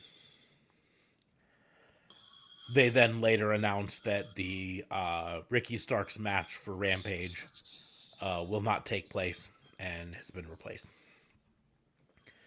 And then you have the main event, Bryan Danielson versus Sammy Guevara in a 2 out of 3 falls match. And I thought this was a very, very good main event. And I know everyone's out to give me shock. Smart, the AEW Mark, thought this was a great main event. I think this is an example of something we've talked about numerous times, where AEW, the heyday of wrestling, the Attitude Era, was exceptional, top of the line. I can believe you're the AEW champion, or in that time, the WWE champion. And I can also believe the other 7 guys can be the WWE champion. I think AEW is knocking on the cusp of that with their booking. Mm-hmm. Now it takes title movement. And I don't know if they're afraid to do that. I think there's a lot of people who think they're afraid to do that. I think they can get away with it without title movement with a heel champion. Because here's heel champions can help put off title movement Cheat, a bit. yeah. Because they cheat to win. You establish someone, so-and-so would have won. Bryan Danielson would have beat MJF if MJF didn't cheat. You know, Moxley would have beat MJF if MJF didn't cheat. But, like, this is a perfect example. This was a match, a 2 out of 3 falls match, right? And right off the bat, Sammy Guevara throws a chair at Bryan Danielson's face and gets the DQ, right? So Danielson gets a 1-0 lead on a DQ. A rare DQ in AEW, by the way. Yes. But a DQ. Well, he thought it gave him an advantage for the other Gave two. him an advantage for the other 2 falls. I'll give up this 1 fall and hopefully get 2 more falls out of this. And he almost did. He got 1 fall. But was not able to get that 2nd fall. But I mean, this was, I don't know how long this match was. It had to be a good 20-minute match, right? The problem with that theory, though, right now, is their top guy, payroll, on screen, in the title, is not a heel. He's a tweener face. Right now. Oh, you think MJF's the guy that they carry that with? MJF's the guy they carry it with. Okay. MJF's the heel who's going to be the champion. I think that opens up a lot of room. Yeah. I want more title movement, and I know you're okay with not. I'm okay with title movement as long as it makes sense. As long as I don't want random. I don't want First Blood Kane. Yeah. First, we need to establish some more people to be up at that level, which is what I think they're doing. They're putting Danielson up where he can be a legitimate challenger. Mox is already up there, right? Kenny Omega will be. Kenny Omega will be when he comes back. Hangman's already up there. Hangman's already up there. Especially if Jungle they bring back a more ruthless Hangman. Jungle Boy's knocking on the door. Wardlow's knocking on the door. A little bit more time with the TNT title, and then drop it, and he's about ready for that. Okay. So they're building some people up. Joe, but again, Samoa Joe, maybe. Joe, I suspicion Joe is going to head to Ring of Honor. I think, but he can be one of the guys who takes one of those cheat losses. He could. I think he's going to be. I think what they're going to build up to is Wardlow versus Joe for a while to elevate Wardlow. And then Joe heading off to be Ring of Honor exclusive. But I suspicion in some ways that Ring of Honor is going to be the place they tend to throw a lot of their legacy wrestlers to help elevate the new wrestlers coming there in the feeder system. Anyways. Sure. But it was still Jericho a really great match. Is still up there. Jericho's still up there. Yeah, you're right. I mean, there's a ton of people that are still up there. Adam Cole, when he comes back, will be up there. Bebe, sorry, Adam Cole. Mr. Not Bebe. The other Adam Cole. Yeah, Mr. Bebe will be up there. The Malachi Black will be up there. After they give him, they've got to give him a few feuds, but I think he'll be up there. Miro will be elevated up there. I'm not saying weekly title changes. I'm saying more than one a quarter for a while, and then have a 6-month stint or a 6-month stint coming up. We've had 3 in the last 6 months, mostly because CM Punk fucked himself. But I think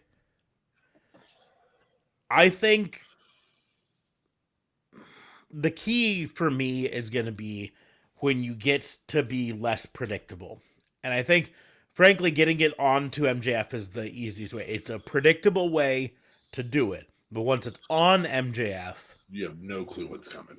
It's a lot harder to plan. You know what I mean? A lot harder to predict as a fan. And that's where movement can be a win there. But then we moved on to Rampage. And again, like I say, not against Rampage. I still have it on my DVR because I'm going to rewatch it. But I was so exhausted on Friday. So exhausted yesterday. I fell asleep on the couch, and my wife, when it was time to take my daughter up to bed, decided just to leave me on the couch. Said, "You're asleep. I'm not gonna wake you." So I woke up middle of the night on the couch. You're like, huh? Okay. I suppose I'm here now. Yep. And then went back to bed. But you start off with Luchasaurus and Christian Cage in the ring. They talked smack to Jungle Boy. Jungle Boy Jack Perry comes in and then gets beat up.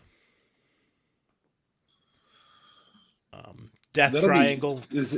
Are they going gauntlet, you think, with that? Or what do you think they're going to do? Well, there? Christian Cage is still Handicapped? at least officially injured. He's got his arm still in a sling. So, I think, if I remember correctly, they announced afterwards that it's going to be Jungle Boy versus Luchasaurus in a cage at Full Gear. So, they had Death Triangle do an interview backstage, and Pac basically says we need to use any means necessary to defend our belts, including this little tiny hammer. It works. Yeah. We had The Machine versus that's Brian Cage, if you don't know his nickname, versus Dante Martin. So a classic big guy versus quick little guy. But in the end, this was one of the world title eliminator quarterfinal matches. And Brian Cage was able to hit the Weapon X to win. And the Weapon X is basically the Steiner screwdriver. And that's a wicked move. You had Roosh versus Bandito in the other quarterfinal eliminator match. And Roosh almost won it, but then tried to distract Aubrey Edwards, and Jose the assistant tried to demask Bandito, and John Silver came in and saved, and Bandito was able to roll up and pin Roosh. So that's a upset in my book. I really expected Roosh to be the victor there. Roosh hasn't been there long, but neither is Bandito, and so yeah. I kind of figured this is where they're building Roosh up. I think Roosh has done quite a bit to build himself up, though. So, yeah. And then the main event was the All Atlantic Open Championship match. Orange Cassidy versus Lee Johnson. This was the one challenged before. But what they did the backstage segment with Mark Henry, and he talked to QT Marshall in the factory with Lee Johnson there, and Lee Johnson said a bunch of stuff, and then they went to Orange Cassidy, and Orange Cassidy just was like, yeah, whatever. Well, looks like there's been enough talking here. It's time for the main event. And Mark Henry was like, man, I get to say that. It's time for the main event.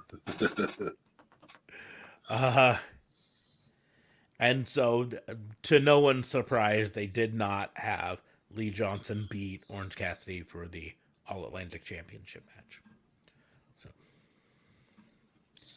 So that was AEW for the week. And WWE for the week. And WWE. And now I'm going to open another pack. I still got 3 packs to go. I still have 5 packs to go. We can do 2 packs here. 2-pack. You like 2-pack?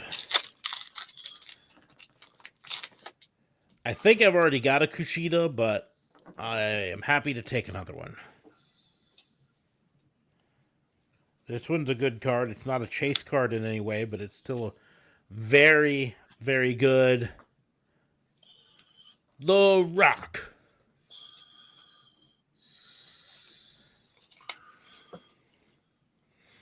Rock the Dwayne Johnson. Rock the Dwayne Johnson. I've got a Farouk. Damn. Damn. And then my chase card in this pack, a Orange China. Select China. It's a nice one. What you got? They need to work on their duplicates. But my chases are really cool. So I'll start with duplicate of the Butcher and Blade tag teams. That one's less of my concern. A coach's card, Billy Blanchard, no longer with AEW. Well, that we know of. I guess I shouldn't say that. A Ray Phoenix. Nice. Another Ray Phoenix. I have a gold and a blue. Identical cards again. Miro. The gold and blue. And these are not the magazine sets. Mm-hmm. So you can fill out a set pretty easily with these guys. This one I love. Also, somebody I think should be in the world title picture that is not currently, but has been. Scorpio Sky. Scorpio Sky, yeah. The second of the roads to success, Dustin. Dustin of that famous match. Yes. Blood. You can still see something in his hair there. And then this is a UD canvas. So it's actually made on canvas of Miro. Very nice. That's pretty cool. They have some really cool, unique cards here. These are well worth getting. I if I can suggest, they're well worth getting, even though that you're going to need a large box set because You're going to need to suggest it to my wife. I can do that for you if you need. Want me to take her to Bronco Burger? We can talk booty again. What? You'd have better luck taking her to Five Guys.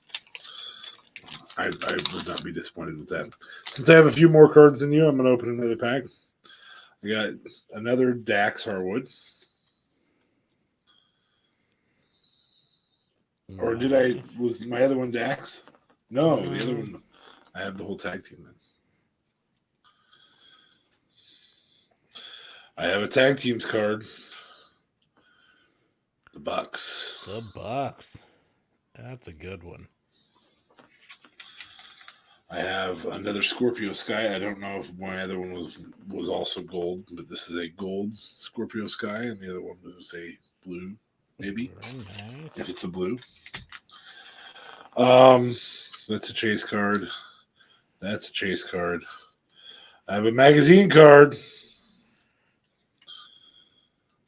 with the FTW Championship. We just talked about him. Yep. Machine, Brian Cage. Machine, Brian Cage. Another Penelope Ford. This is not the fabric one. And a blue Lance Archer. Very nice. And then my two chase cards are a foil bunny. Also note the name on there is the. Yes. Odd that she shares the same first name with both her husband and her husband's tag partner. Yeah. Team the. There. It's got to be awkward. And then a main feature, who's probably less of a main feature now. That's A little bit less, yeah.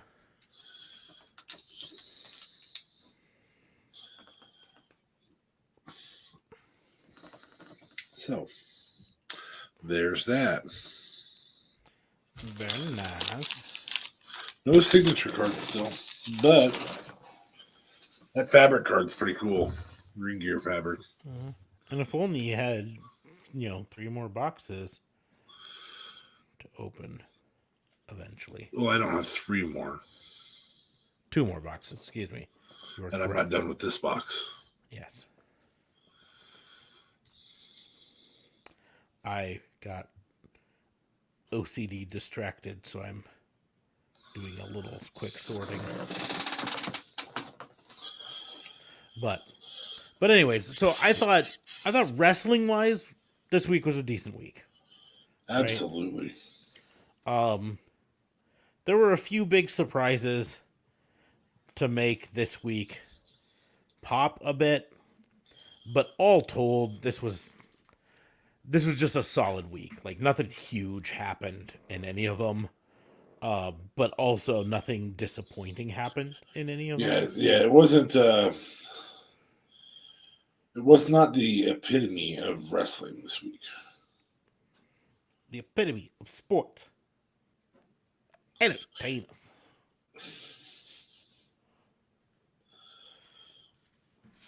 Anyways, but I thought it was a good week. It was entertaining, all in all. So except for NWA. They sucked. So it looks like the either Survivor Series match or the War Games match is going to be Usos versus Brawling Brutes and Drew. Mm-hmm. I think, based on what I've been reading, it's not an either or that the Survivor Series is going to be a War Games match. I don't think there's going to be an either Survivor Series or War They've Games. discovered that War Games was a better concept. Well, I think so much of it's just about being fresh, right? That Survivor Series has gotten stale, which, it pretty much has. So let's get it exciting again by just having some War Games matches. Especially with the concept of them potentially getting rid of, I should say, themed pay-per-views in the near future. That's a fair assessment. But anyways. Are we calling this thing to a close? Do I need to open my other packs? Yeah, I think that's what we're gonna start doing here. So let's just finish this with a bang and open the rest of our packs. Okay. I have 2 more. You've got what, 3? 3 more. Yep.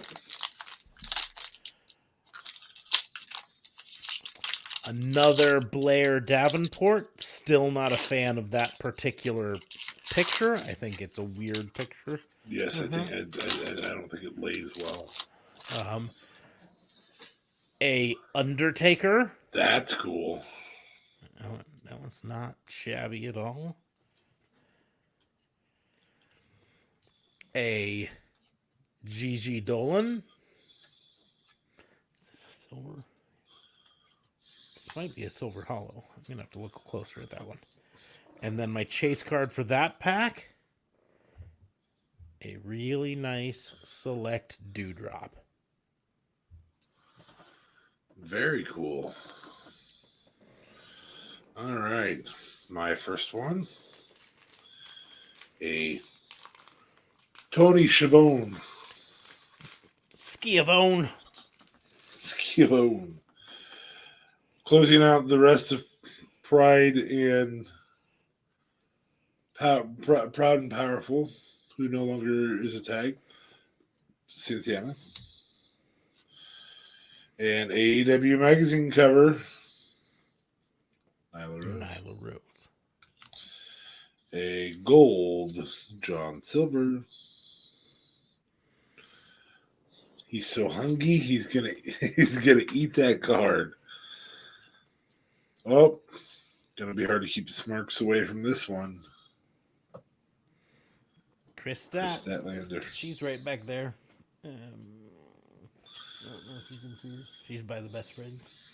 A blue Cody Rose. Cody Rose. My second canvas card. UD canvas.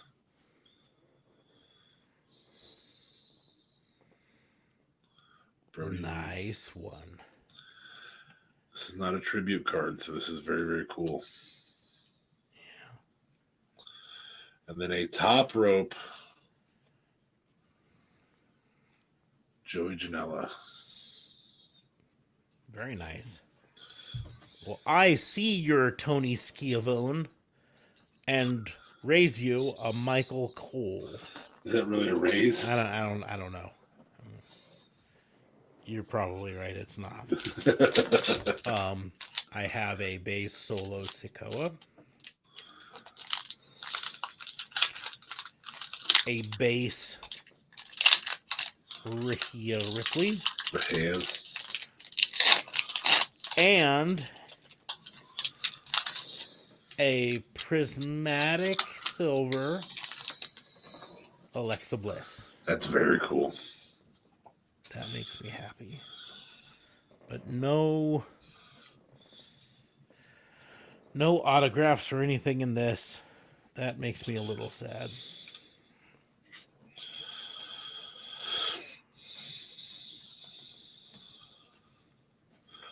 I finally have one that definitively lands negative versus some of yours.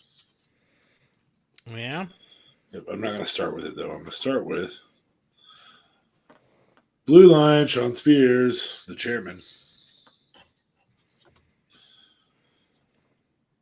Blue Line, Ocho, Le Champion, Christopher Jericho. This is the one that I think will compete with some of your lessers. Blue Line, Brandy Rose. Brandy Rhodes. No, Rose.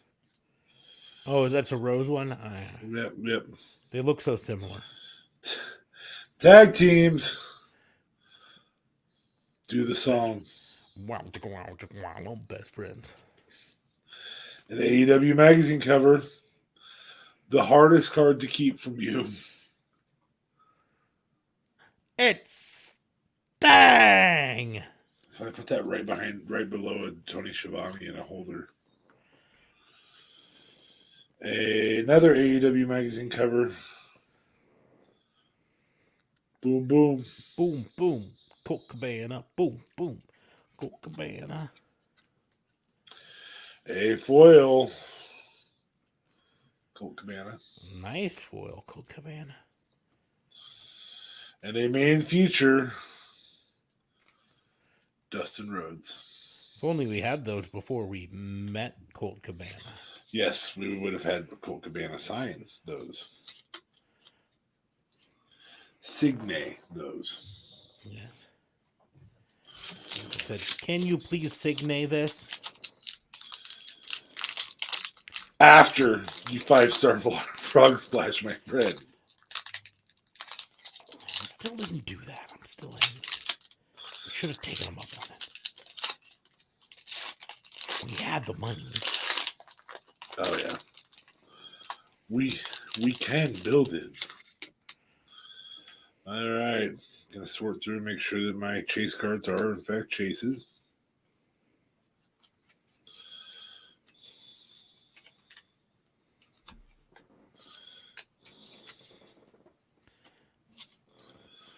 That's interesting. They have several different poses for the same wrestlers, which is kind of fun. First one, Hobbs, Powerhouse Hobbs.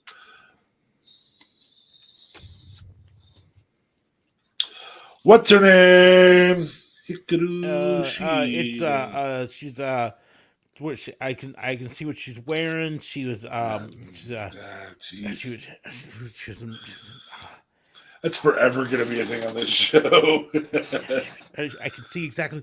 She's wearing red. She was wearing red. Mr. Anderson. Yes, not to be confused with Brock. Yes. Another Dustin. A gold line. Adam Page.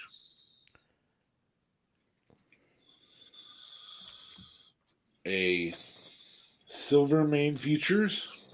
Sammy Guevara. I did not notice the foil can be different on these main features. Mm-hmm.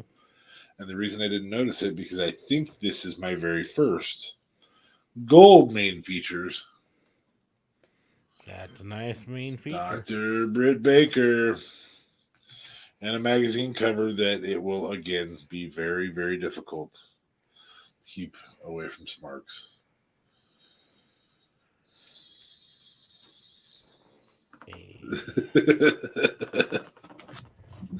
That's a nice card. That was a very nice card. It was a very nice set you got. Yeah, those I think are more fun, and I think that's probably why they sell out so much. Yeah. I hope they're as limited as the ability to get them is. I know the card stores I've gone into here look at me with blank faces when I would say, yeah, Upper Deck AEW cards, you're going to get those in? What? The Upper Deck, All Elite Wrestling. People don't still buy Upper Deck cards. Come on, man. We've got some WWE cards over. No, I want the big company. My company is owned by a legitimate billionaire. Or, I mean, $1 billion is $1 billion, isn't it?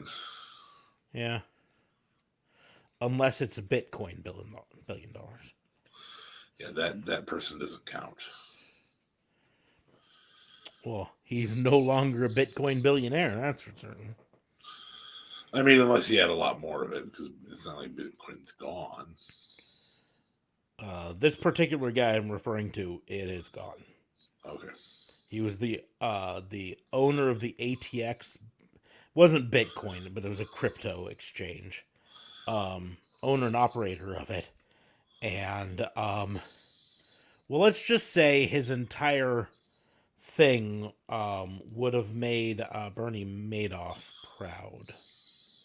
And he was worth $19 billion before Thursday, and his net worth, last I checked, after Thursday was, I mean, I'm not saying he's broke, but it was, his total net worth was in the millions now. In the like tens of millions or hundreds of millions? I think low hundreds, but still to go from, I mean, an 80% hit is an 80% hit. Yeah, it was 95% of his net worth vanished almost overnight. Because it turned out he had to close down the exchange because he did not have enough liquidity to cover all of the withdrawals. Oh, for people leaving the market. Yes. Because Bitcoin and all cryptos are inherently imaginary. Yeah. Like the dollar, yen, and franc are, they're just supported by a government. Yes. You know, that FDIC thing? Yeah. They'll print more to get you out of the problem. And he can't print more Bitcoin to get people out of their cash out. I want the problem gone. Now, the problem with Bitcoin, if you try and sell a Bitcoin, somebody has to have a Bitcoin. Somebody has to buy the Bitcoin for you to sell it. Yeah. That specific one. Mm-hmm. I would assume this is like Dogecoin or something that this guy had. This was Ethereum. Okay. It was one of the other ones. You're correct. It was not a Bitcoin. However, it was considered the third largest crypto currency. Behind Doge and Bitcoin. Above Doge. Doge is Oh, not really? actually very high in the grand scheme of things. It was more of a meme coin. I don't know. I don't have any cryptocurrency. If I was going to do it, I would do it in the safest there is, and that's Bitcoin. It will continue to exist. It may not be worth anything. I will say this. It absolutely does not necessarily continue to exist because again, there is no physical object for Bitcoin. Yes. Right? Correct. It is entirely digital. And there already have been Bitcoin millionaires who have lost everything because they lost the key effectively. Correct. The crypto key to get into it. And because they no longer had the key, they couldn't sell when they wanted to sell. Couldn't get into it at all. And there's no other way to get into it without that. Except your key. Except your key. Exactly. Yorkie, you got a dog? Yorkies, yes. Yorkies are the key to get into it. And so this person had, I want to say like $800 million in crypto that just vanished. Like, and legitimately vanished because no one can get to it. It might as well not exist. Because the way crypto is hexed and everything, if you don't have your key, there's no bank manager that can validate your identity and get you in.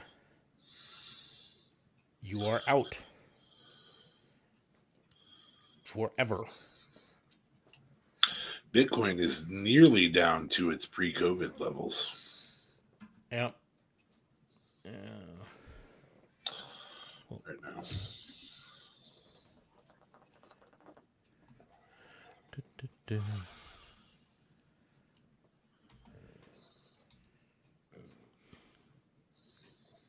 What was the name of that?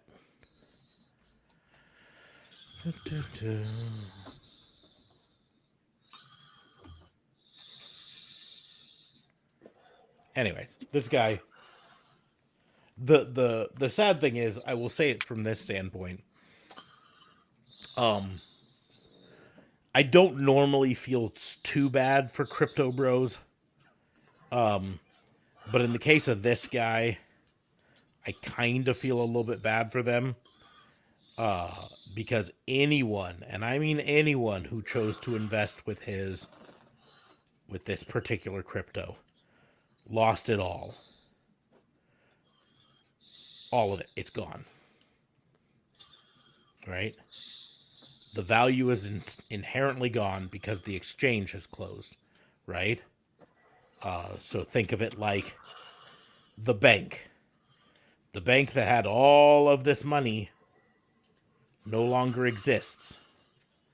And again, there's no FDIC, no federal backing for it. Just gone. Nope. So if you invested all of your money in this particular crypto, he lost a lot, but is still a multimillionaire. You are likely not so lucky. Well, Ethereum still exists. I don't think it was Ethereum. I was trying to look it up. It was one of the big ones. But this was the only one it traded on officially, right? This was the housing, the exchange for it. I'm trying to figure out. It must be USD coin. FTX. That's the one it was.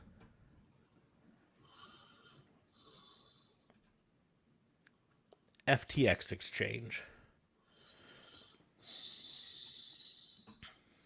Oh, this is a new It one. filed for USDC. Chapter 11 after closing its doors. $477 million was missing from the exchange. Ooh. Until recently, FTX was one of the world's largest cryptocurrency exchanges. It was already short billions of dollars when it sought bankruptcy, and then found out all of that stuff.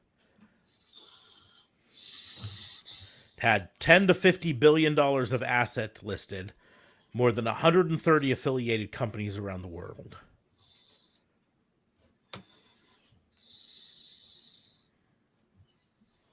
But again, to all of those people that invested in it, it's gone.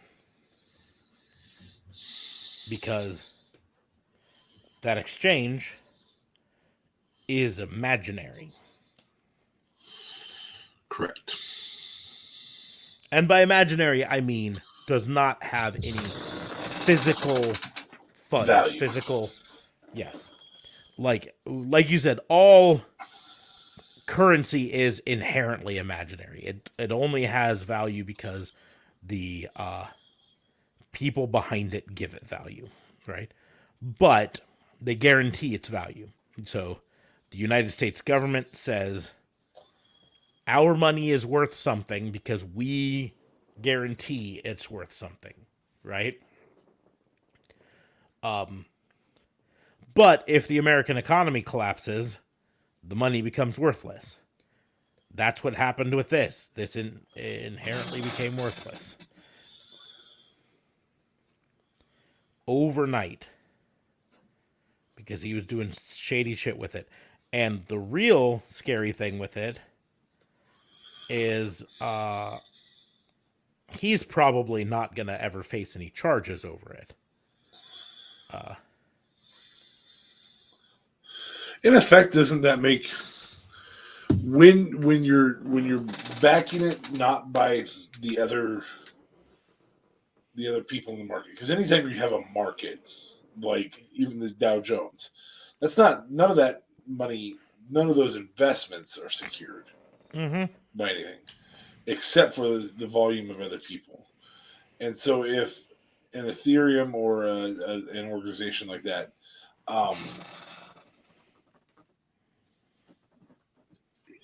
makes that, if the creator makes money off of selling it, in effect not guaranteeing it, that to me sounds a lot like a Ponzi scheme. That's why I said Bernie Madoff would be proud. This was a Ponzi scheme. It's 100% ended up being a Ponzi scheme. Versus like Bitcoin, where it's actually 100% of that is owned by its people. Bitcoin isn't owned by anyone because of the way it's not real, but the way it's created. It's blockchain transaction. But it's backed by the part of where crypto gets its value. It's backed by stocks, right? Yeah. It's backed by the number of people buying it. Well, not just the number of people buying it, but investments made in its names. The crypto, all of that stuff, the value that it generates is used in investments to generate more value for it. This was much the same, except the investments disappeared. Mostly because the investments did not exist. Like you mentioned with the Ponzi scheme, that's effectively what it was. With a Ponzi scheme, you borrow from Peter to pay Paul, effectively. Yeah. You say, hey, invest in my thing. Oh, you just bought a bunch of my whatever coin. Great. Now I'm going to use that money to pay the residuals to these people.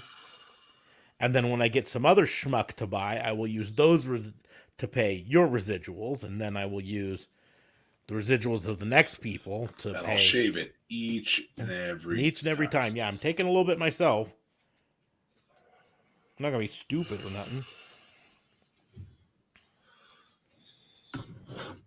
But I did get that letter that you sent me. Thank you, bud. Where if I send the letter to 10 people and they send me their $1, I send you your $1. We're set, bud. Yeah, I didn't send you that. Oh, okay. I mean, you didn't? I did not. No. You don't have a Nigerian prince friend? I mean, not one that I talk about.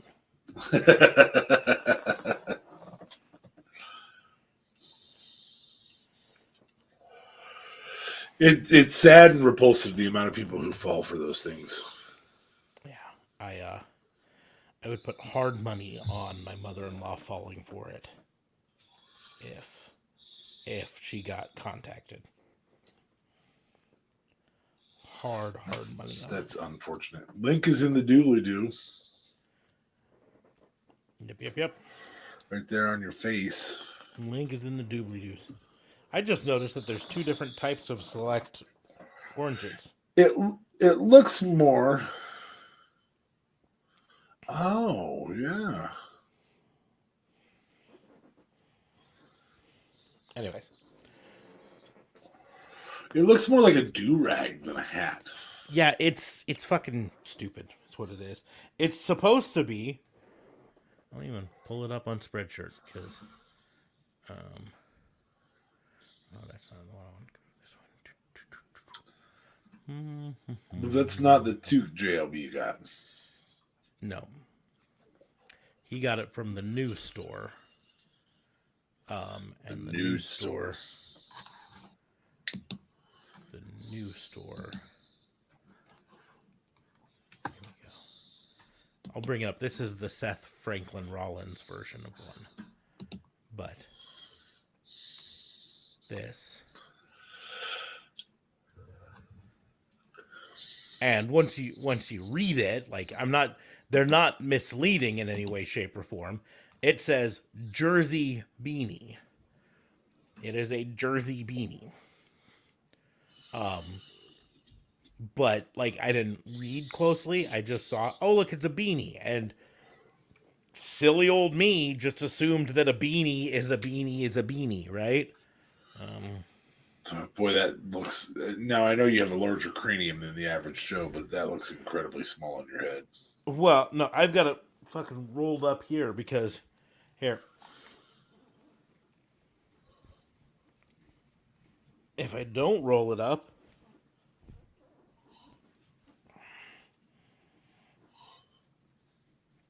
it does that. Okay. And yet I can't roll it up in the front like you would with a regular beanie Because it prints it so low. Yeah, print it so low. Then where'd the thing go? Why the fuck did I? Now I suppose I guess I could do this. Let's try it this way. Oh nope, can't do it because they put freaking tags there. So I was like, I could put it on inside out, and then oh nope. Guess what? Now it's upside down. Doesn't work that way. I mean, it does if you it works if you hang from trees by your feet. Yeah. I don't know. I'm 45 years old. My feet don't work so well for that. You also don't have opposable toes. I mean, they didn't ever work so well with that. It's not the age that's the reason they don't work. That I consider an evolutionary failure. The loss of opposable toes. Your toes are opposable. Opposable?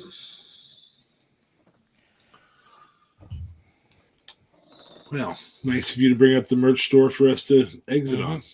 Anyways, yes, we're going to go ahead and close the book. I got to get back. ADHD. So much fun. But yes, we're going to go ahead and close the book on the wrestling booking unit.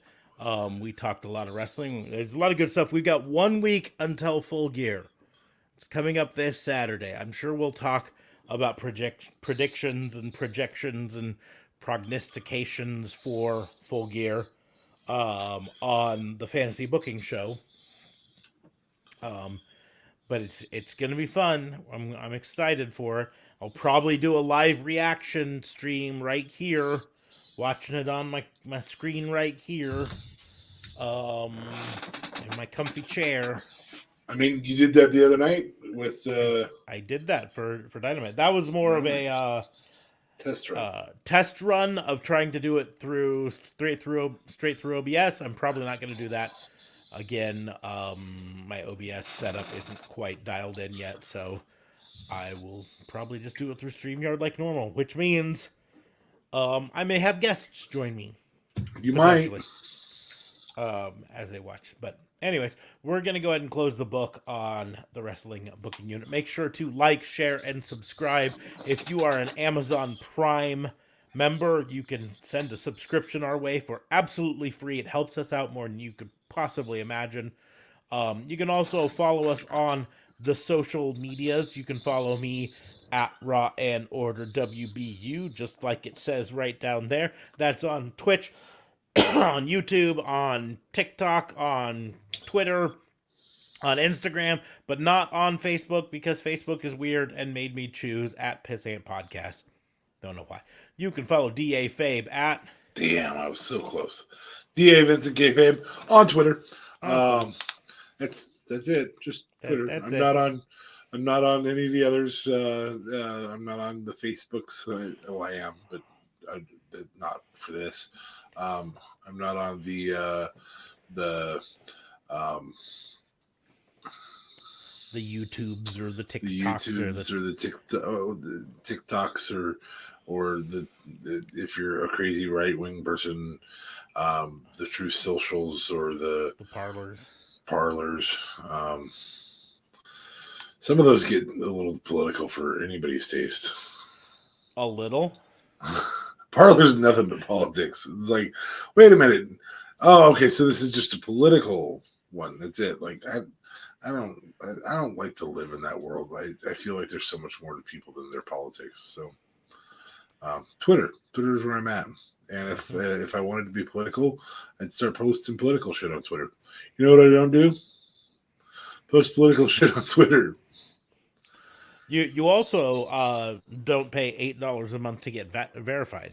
Well, that's because I use a kayfabe name. So, you know the fun thing about the $8 a month verification is it does the only thing it verifies is whether you have $8 a month, and specifically $8 for that month.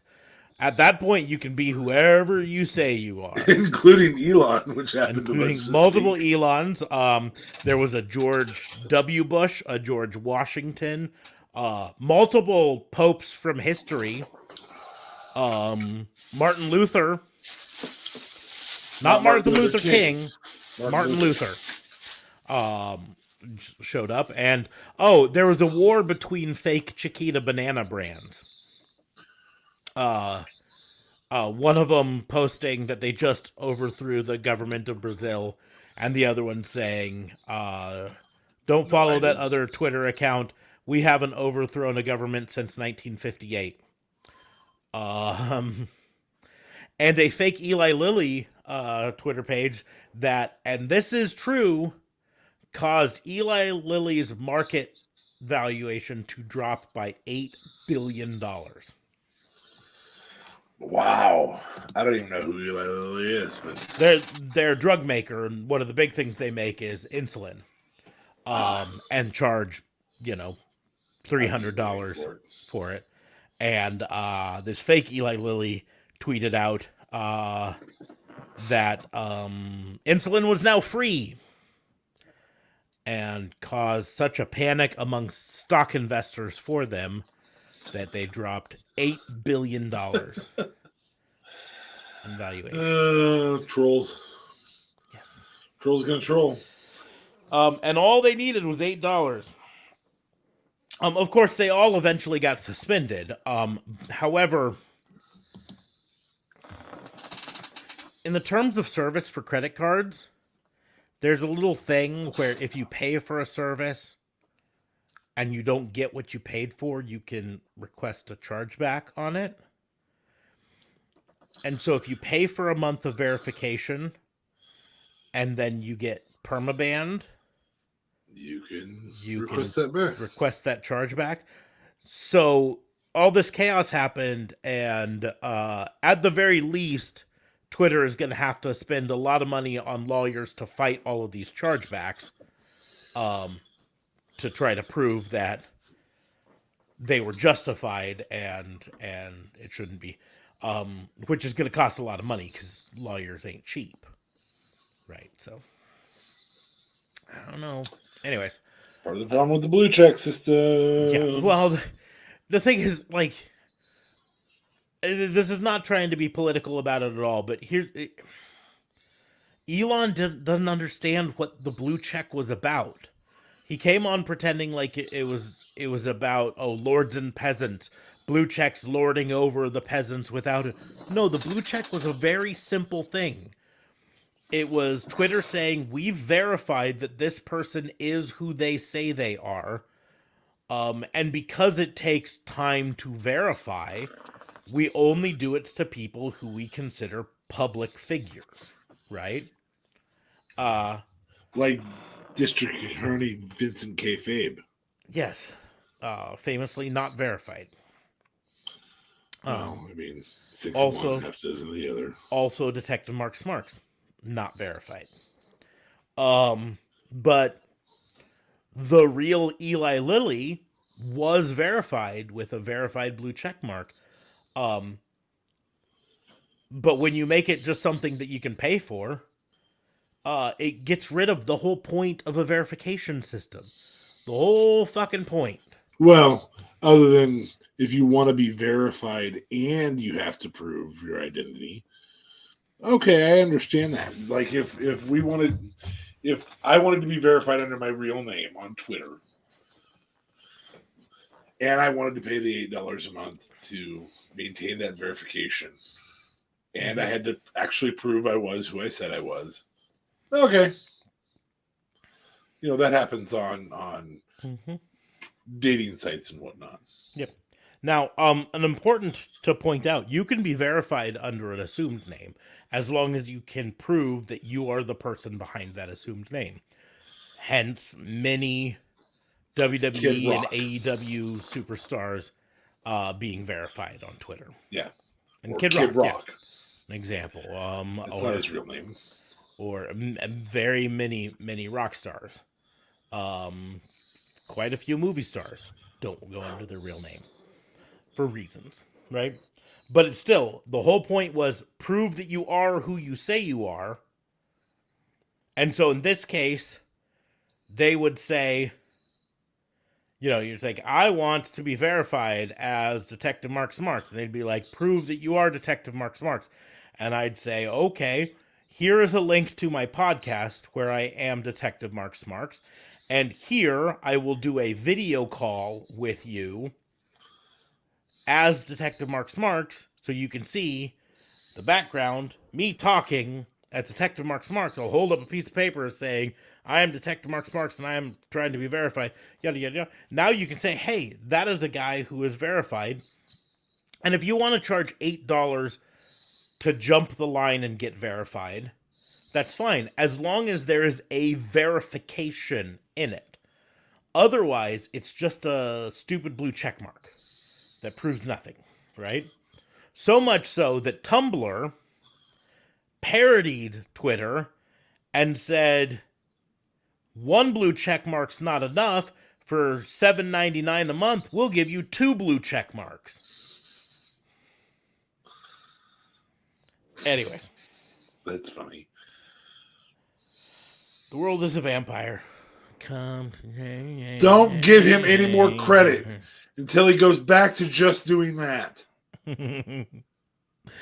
But on that note, if you want the doobly-doos, down below or in the description or whatever, it's going to include links to JLB, so you can go check them out and then hit them up on Twitter and be like, where the fuck were you?